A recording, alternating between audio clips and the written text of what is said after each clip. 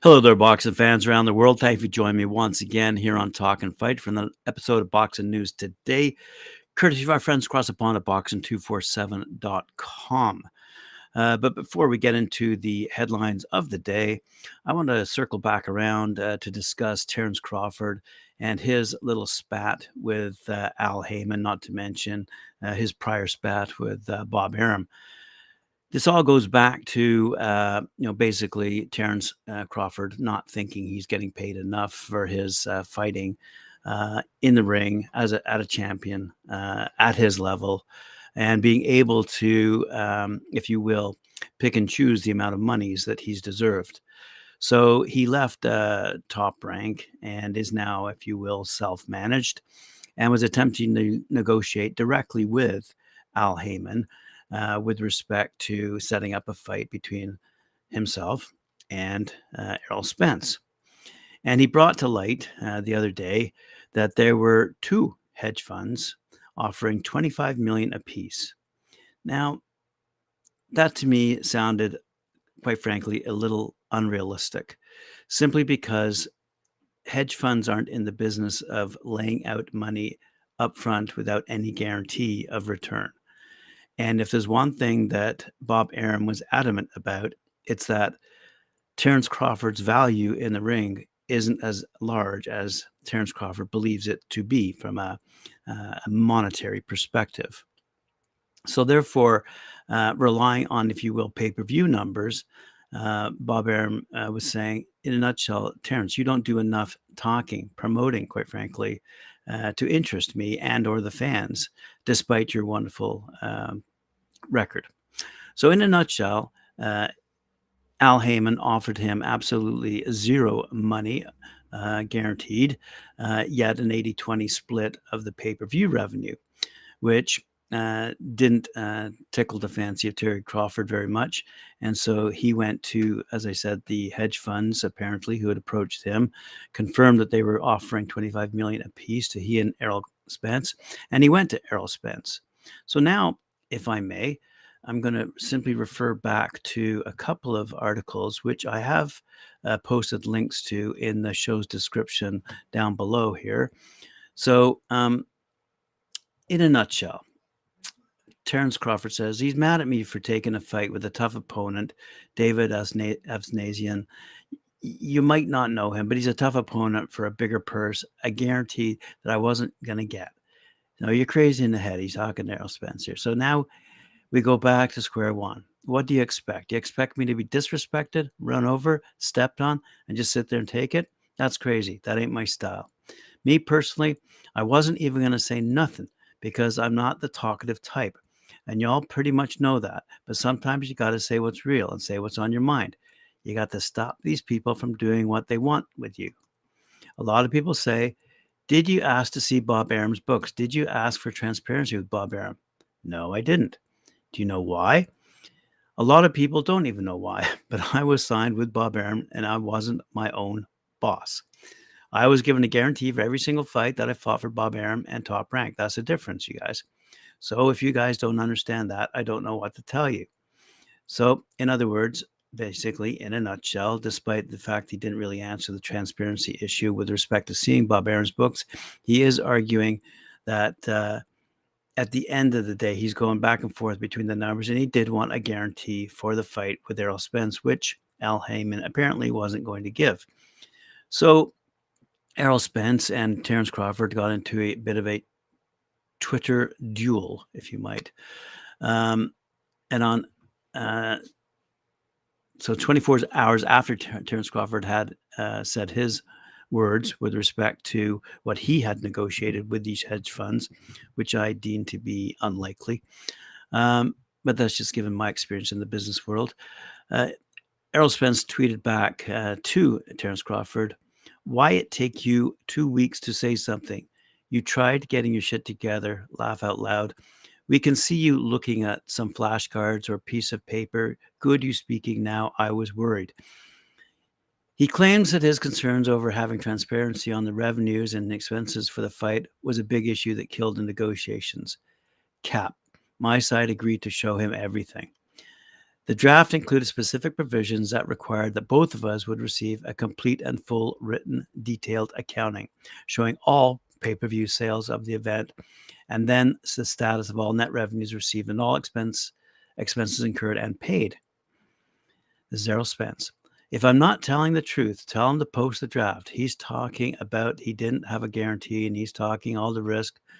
Mother effer, I didn't even guarantee, just a higher percentage. All money, not good money. I asked him where the $50 million was coming from. Who is over the hedge fund putting the money up? He couldn't tell me. I think we all just need to meet in person. This provoked a back and forth between the pair, which can be seen on the website talksport.com, which, as I said, I posted below in the description. Crawford, by the way, he's 38-0, 29 knockouts. As I said earlier, will instead defend his 147-pound crown against Russia's David Afanasyan. He's 29-3-1, 17 knockouts, and that'll take place on December 10th in Omaha, Nebraska. Spence, for his part, is expected to face Keith Thurman. Spence is a 3-division champ, 28-0, 22 knockouts. He's the IBF, WBA, WBC 147-pound champ. But anyway, we want to see it unified, and we want to see him go up against Crawford. We all were. I'm sure you were too. But that won't happen maybe in the new year if both of them win their expected battles. And I say expected because the Spence and Thurman fight has not yet been confirmed. So I just wanted to give you a bit of an update because I got a few comments regarding my comments and the hedge funds that I mentioned, and my doubt about those hedge funds and the amounts of monies, especially given what Bob, and it just goes to show you, quite frankly, how tightly controlled the boxing industry is. And I think potentially the boxing industry, the people who control it, it's an oligarchy without a doubt. There are only 6 people really who control what goes on in the boxing world in terms of putting these fights together and offering the kinds of guarantees that they do, or in Al Heyman's case, no guarantee, yet a decent split of the anticipated pay-per-view purse, which Bob Arum would argue wouldn't be worth the risk. So let's put that aside and move along. Let's go to see what is happening in Dennis McCann's front. Dennis the Menace McCann, as you know, has been featured several times on Talk and Fight, especially by Mike Orr on his show Knuckle Up, and probably on Knockout of the Week. But anyway, he's got a fight upcoming on a card that features a bunch of other fighters. But anyway, he's on a card. Sorry, I shouldn't jump ahead, but the reality is he's on a card with WBO Interim World Superweight Middleweight Showdown between Zach Parker and John Ryder. And also has Hamza Shariz and iBox gym teammate Sam Noakes and Pierce O'Leary in championship action as well. That's taking place on November 26th at the O2 Arena. And as I say, on this undercard is one of our favorite fighters, Dennis the Menace McCann. And he promises Joe Ham that he's going to feel the power when they get into battle for the super bantamweight title that's at stake on that card. Let's have a quick look at what Dennis the Menace McCann has to say. He's talking about Ham. He is an ex-Team GB fighter and has boxed all around the world, but he hasn't met Dennis the Menace yet or fought anyone like me. When he feels the power, he is not going to like it. Trust me. You got to love what some of these guys have to say to each other. It's kind of funny. But anyway, he by the way, McCann is facing tougher tests as he moves up. His record speaks for itself.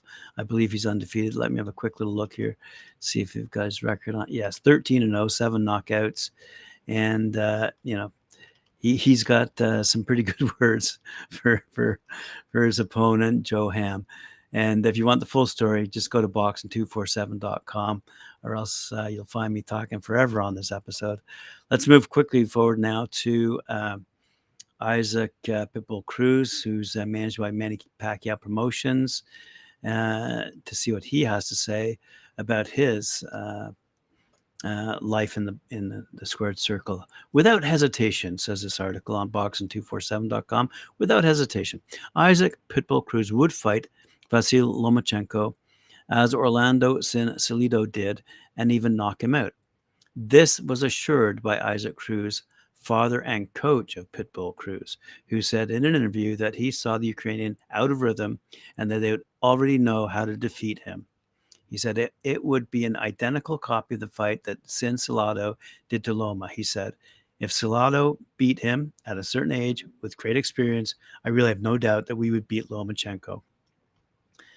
Because of the demonstration that Vasily Lomachenko gave against Jim Ortiz and what he showed in the ring, Isaac Cruz thinks that his son could knock out the Ukrainian. He said, I saw him in bad shape. I have no doubt at all, and what I could confirm is that the decision would not be reached. Anyway, the European defeated Ortiz, as you all know, back in New York in an event where Loma had struggled against a rival who at times looked quite good.